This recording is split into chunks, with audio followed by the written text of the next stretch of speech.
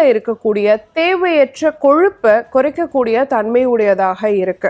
அதே மாதிரி இப்போ வயிற்று புண் இருக்கு, வாய்ப்புண் இருக்கு, நான் எதையாவது எடுத்துக்கிட்டோன்னா எனக்கு வந்து அல்சர் ஃபார்ம் ஆயிடும் அப்படிங்கிறவங்களுக்கு இந்த வெள்ளரி வந்து ஒரு சிறந்த ஒரு பானமாக இருக்கு. அப்படி ஒருவேளை உங்களுக்கு ஏற்கனவே அல்சர் கம்ப்ளைண்ட்ஸ் இருக்குன்னா நீங்க மேலே இருக்கக்கூடிய தோலை சீவிட்டு நீங்க அதை எடுத்துக்கிட்டீங்க அப்படின்னு சொன்னா கண்டிப்பா உங்களுக்கு சில பேருக்கு மட்டும் வெள்ளரிக்காய் எடுத்துக்கிட்டா அலர்ஜின்னு சொல்லுவாங்க. அவங்களுமே தோல் சீவிட்டு எடுத்துக்கிட்டீங்க அப்படின்னா அந்த அலர்ஜி எதுவும் வராது.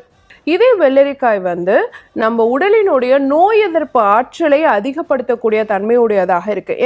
கல்லீரல் சுத்தி கொழுப்பு இருக்கு இல்லையா, ஃபேட்டி லிவர் அப்படிங்கிற பிரச்சனை, அதை வந்து சீர்படுத்தக்கூடிய தன்மை உடையதாக இந்த வெள்ளரிக்காய் பானம் வந்து இருக்கு. நம்ம வாயில துர்நாற்றம் அடிக்கடி வீசிட்டே இருக்கு அப்படிங்கிறவங்க தொடர்ச்சியா வெள்ளரிக்காய் எடுத்துக்கிட்டீங்க அப்படின்னு சொன்னா அந்த பிரச்சனையில இருந்து நீங்க மீண்டு வரதுக்கு சப்போர்ட்டிவாக இருக்கும். குடல் அலர்ஜி நோய்கள் இருக்கக்கூடியவங்க கூட வெள்ளரிக்காயை மோரோட சேர்த்து எடுத்துக்கிட்டீங்க அப்படின்னு சொன்னா அந்த மாதிரி பிரச்சனையில இருந்து நீங்க விடுபடுறதுக்கு வாய்ப்பு இருக்கு.